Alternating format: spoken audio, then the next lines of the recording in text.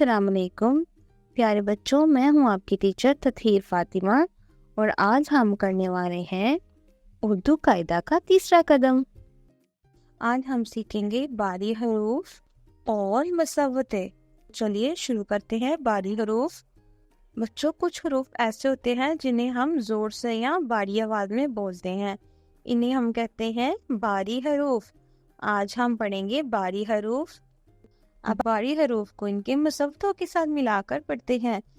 ر، ر، ر، ر، الف ر، ر و رو، ر چھوٹی اڑی، ر بڑی رے، ر، ر الف ر، ر و رو، ر چھوٹی اڑی، ر بڑی رے۔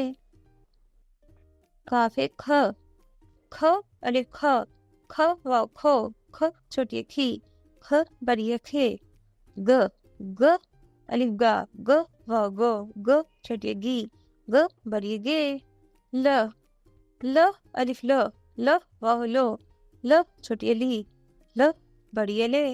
میم ہے م، م الف م، م و مو، م چھوٹی می، م بڑی میں۔